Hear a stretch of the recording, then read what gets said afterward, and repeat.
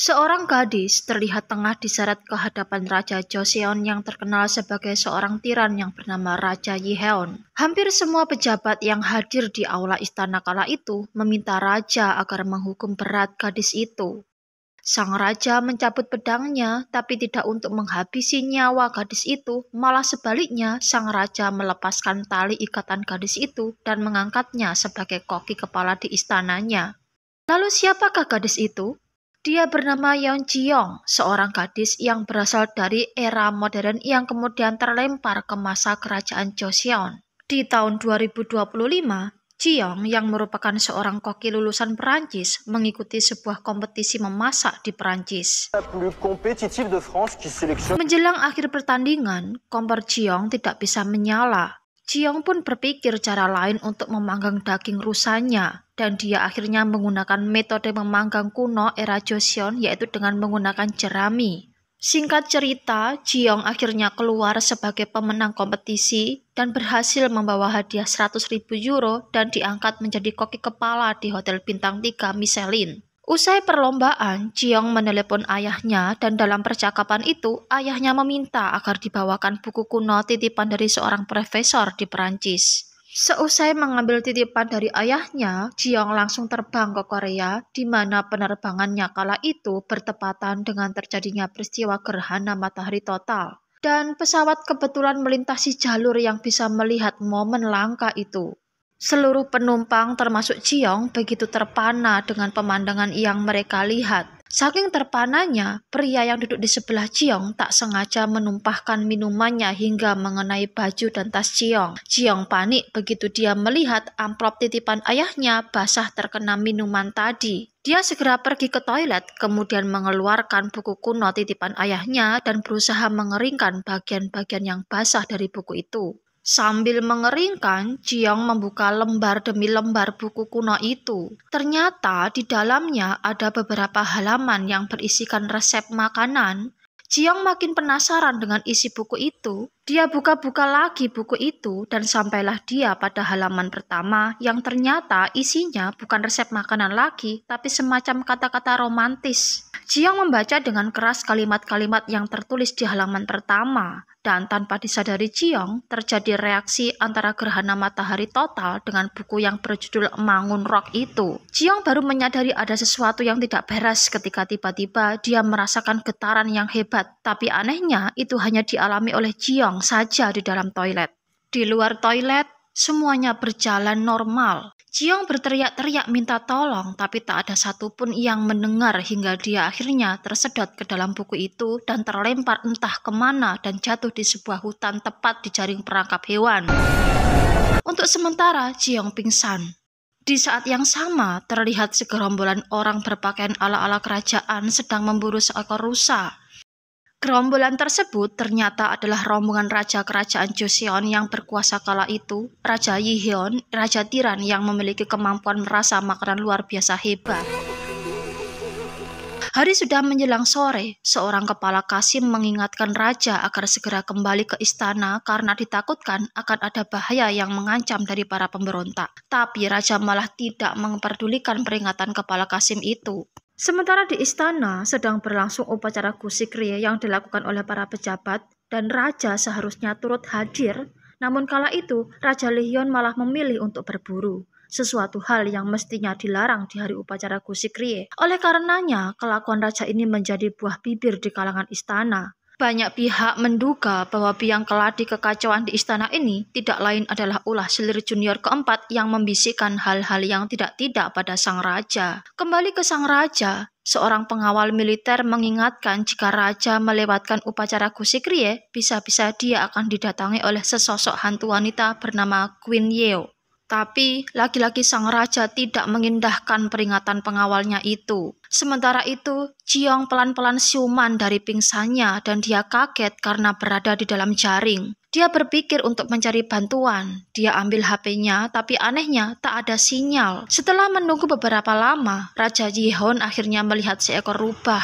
Dia segera mengejarnya dan melesatkan anak panahnya ke arah rubah itu. Rubah itu muncul di hadapan Ji-young.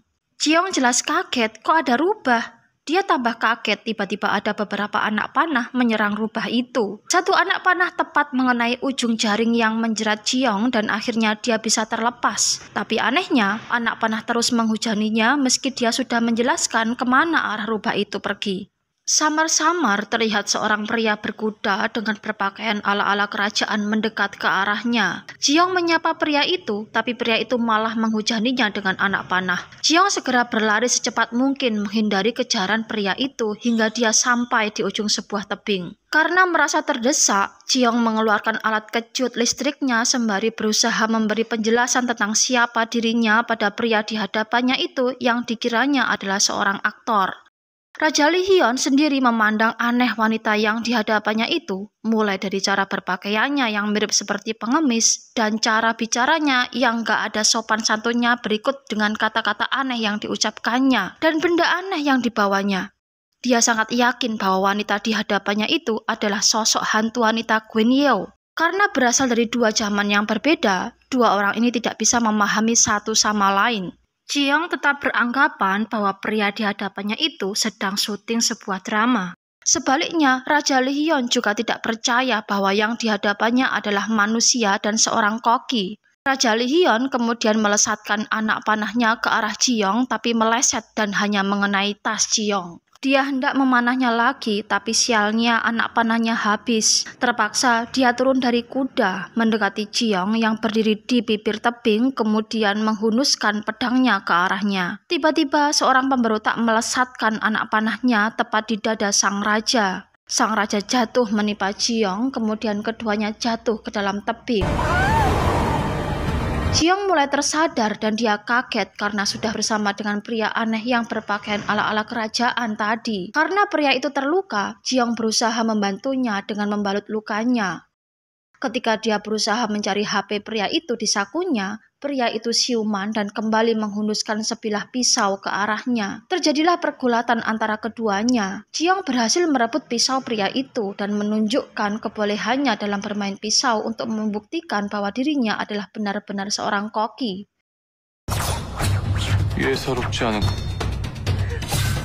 Raja Lee Hyun tetap tidak mempercayainya. Sebaliknya, Jiong juga sama sekali tidak percaya dengan kata-kata pria di hadapannya itu yang mengaku sebagai seorang Raja Joseon.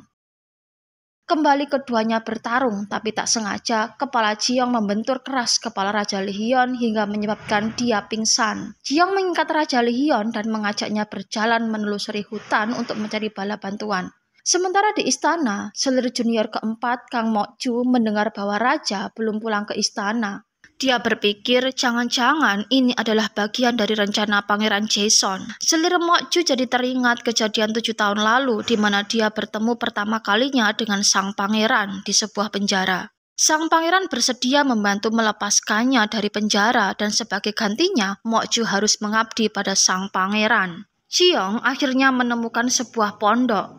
Keduanya beristirahat di halaman pondok itu. Raja Lee Hyun mengatakan bahwa mereka saat ini sedang berada di area terlarang kerajaan, hutan Salgoji. Namun Jiong tidak mempercayai omongan Raja Lee Hyun. Dia malah balik bercerita tentang dinasti Yeonhui-gun di mana makin didengar Raja Lee Hyun merasa Jiong sedang membicarakan tentang dirinya. Dia pun merasa tersinggung dengan anggapan Jiong yang menyebutnya sebagai seorang raja tiran. Jiong sendiri merasa aneh. Dia merasa sedang membicarakan sosok raja tiran era Yeonhui-gun, tapi kenapa pria di hadapannya tersinggung? Di tengah obrolan mereka, Jiong melihat ada hanbok. Dia pun bergegas mengambilnya dan berganti pakaian. Tak lama kemudian, keduanya mendengar suara di dalam gubuk. Jiong pun mendekati sumber suara itu dan alangkah kagetnya dia, tiba-tiba seorang gadis muncul dan kemudian memukuli Jiong dengan sapu secara bertubi-tubi. Jiong berteriak dan menahan sapu gadis itu. Gadis itu pun menghentikan aksinya. Melihat penampilan gadis itu yang memakai hanbok, Jiong bertanya di mana sebenarnya mereka. Gadis itu pun menjelaskan bahwa saat ini mereka ada di hutan Salgoji. Jiong lemas, kata-kata gadis itu persis sama dengan yang dikatakan pria di luar gubuk. Ada apa ini sebenarnya? Belum sempat Jiong memahami kejadian yang menimpanya, perut kosongnya berbunyi. Sang gadis yang ternyata bernama Seo Gil-geum pun mengajaknya makan bersama. Kemudian Jiong menawarkan diri untuk memasak makanan mereka. Dengan bahan seadanya, Jiong memasak nasi barli.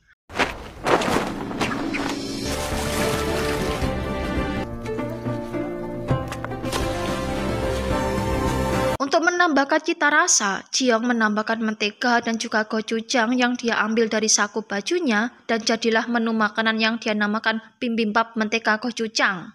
Jiong menawarkan makanan itu pada sang raja, tapi sang raja menolak. Setelah melihat nasi barli itu diaduk jadi satu dan melihat Jiong begitu enak memakannya, Raja Lihyun mau mencoba makanan itu. Tapi dia kepedesan guys, begitu juga dengan Gilgem. Karena merasa masakannya dihina, Jiong hendak memakan bibimbapnya sendirian tapi buru-buru dicegah oleh Gilgem. Gilgem mengaku meski pedas, nasi barli buatan Jiong membuatnya ketagihan. Jiong dan Gilgem pun memakan dengan lahap nasi barli itu tanpa memperdulikan Raja Lihyun yang hanya bisa terdiam sambil menelan ludah karena tentunya sebagai seorang raja, dia gengsi dong meminta makan pada musuhnya. Tapi Jiong paham bahwa sebenarnya pria di hadapannya itu sangat ingin mencicipi masakannya lagi. Dia pun sekali lagi menyuapi Raja Lihyun. Raja Lihyun terlihat begitu menikmati bibimbap buatan Jiong. Dia minta satu suapan lagi. Kali ini Jiong menyuapi Raja Lihyun seakan dia sedang menyuapi seorang bocil. Tindakan Jiong ini justru mengingatkan Raja Lihyun dengan almarhum ibundanya dan dia pun tanpa sadar meneteskan air mata. Jiong meminta tolong Gilgem agar mengantarkannya ke tebing. Di tengah perjalanan, mereka sempatkan untuk membersihkan badan di sebuah sungai. Di sana, Gilgem bercerita bahwa dia sebenarnya melarikan diri dari Chaeyoung, yaitu pemilihan gadis-gadis untuk dipersembahkan pada Raja Joseon. Mendengar ini, Jiong lagi-lagi bak diingatkan bahwa dia benar-benar berada di zaman dinasti Joseon. Sementara itu, para prajurit istana akhirnya bisa menemukan Raja Lihyun. Mereka pun membebaskannya, kemudian Raja Lihyun segera memerintahkan prajuritnya untuk segera menangkap Jiong dan Gilgem. Jiong dan Gilgem masih belum beranjak dari sungai. Di tengah kebingungannya, Jiong melihat segerombolan orang. Berharap bakal mendapat bantuan, Jiong pun melambaikan tangannya dan berteriak ke arah rombongan itu yang ternyata adalah rombongan prajurit istana. Lalu, apa yang bakal terjadi pada Jiong dan Gilgem guys?